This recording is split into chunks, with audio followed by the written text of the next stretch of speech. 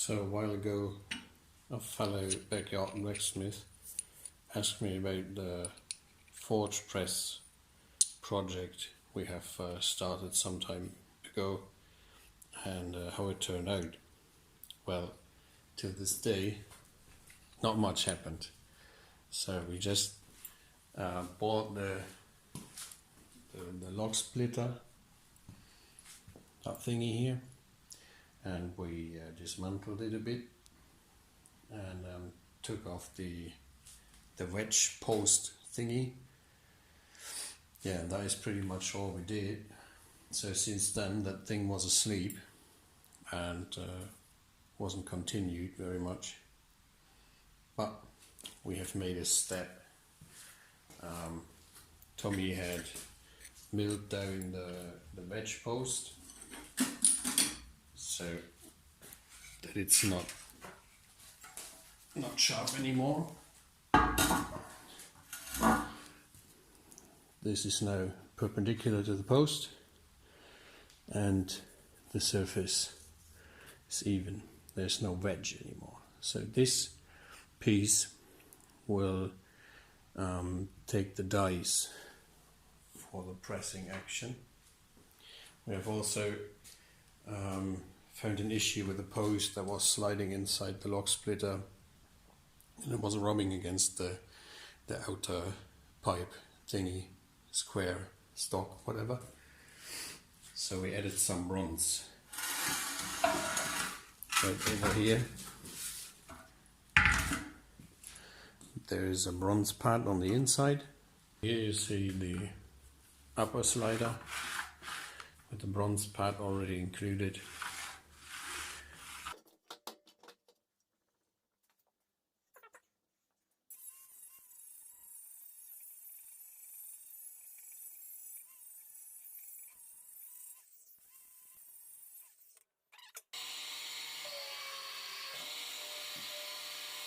And the die holder, which is that piece here.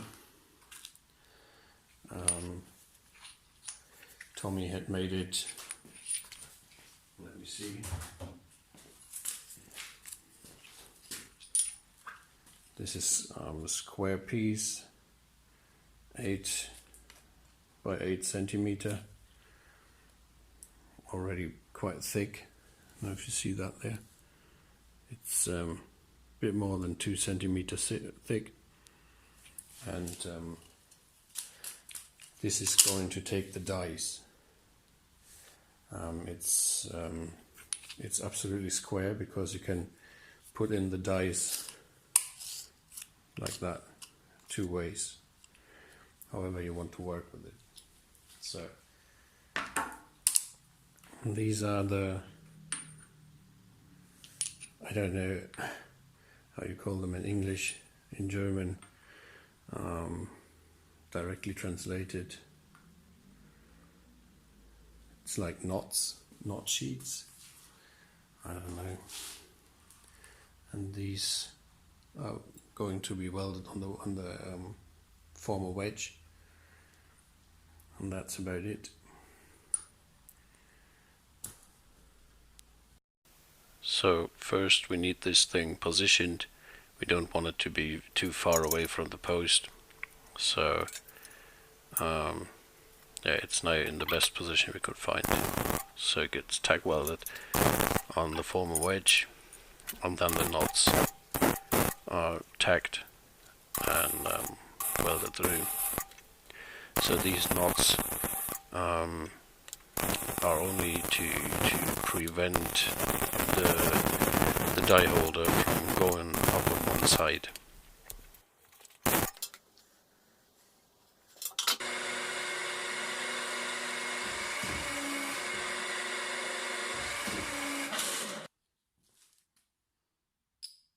So now that the same thing is on, I couldn't help myself but just started to play a bit with it.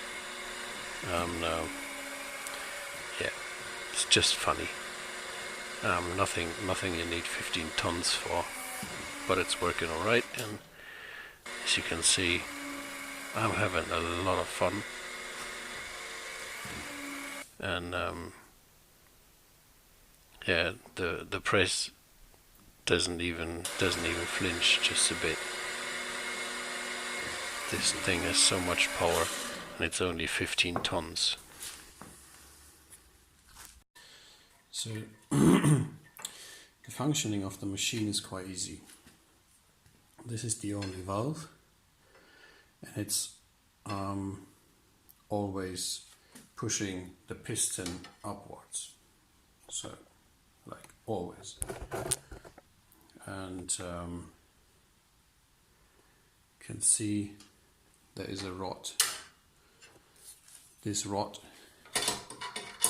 here is mounted with a nut on the top of the splitting post, and it's also connected to the valve here. So if the rod,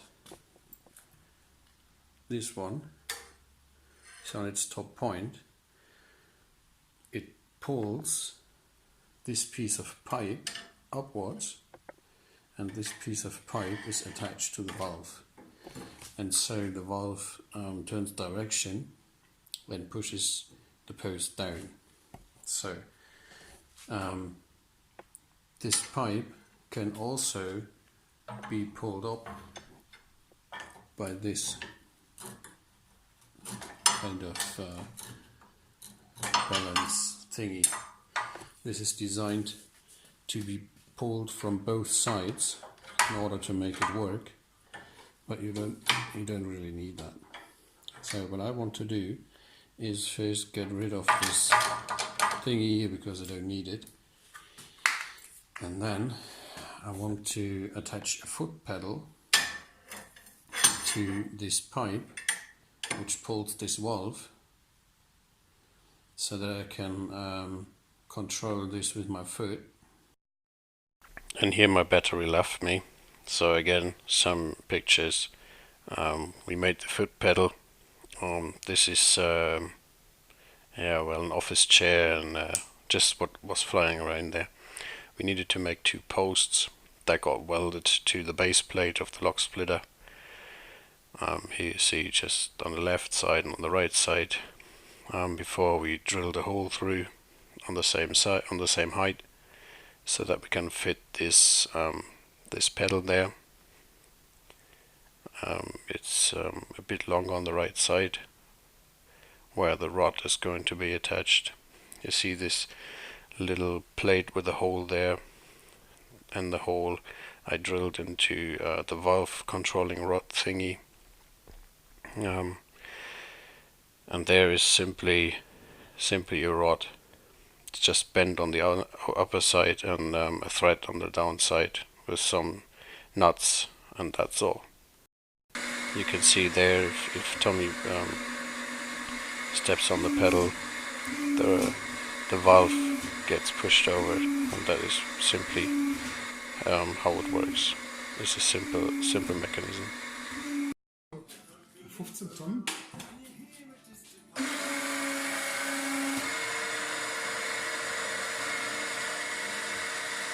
So, and after we made the foot pedal work, it was just natural that we had to play with the thingy and just destroy some wood, press down on some beams,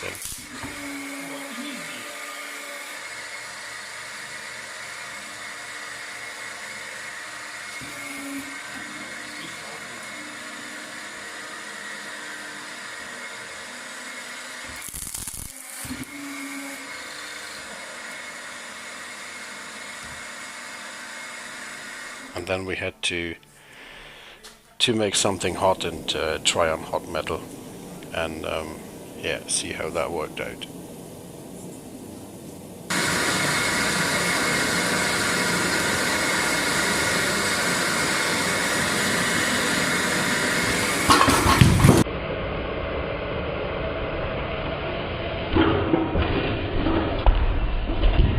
So the little hunk of metal that went flying there was a 60-kilogram anvil, and because I hadn't had the workpiece straight under the die, so it was just a bit tilted, and when I pressed down with the 15 tons, it just slipped, and it shot the anvil right through the workshop.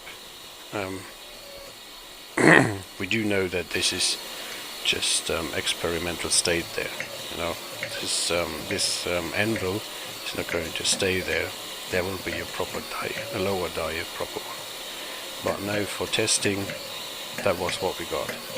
And as you can see there, this is a 20 mil square stock, which gets flattened easy in seconds. So it would be a lot of hard blows with a big hammer to do that by hand.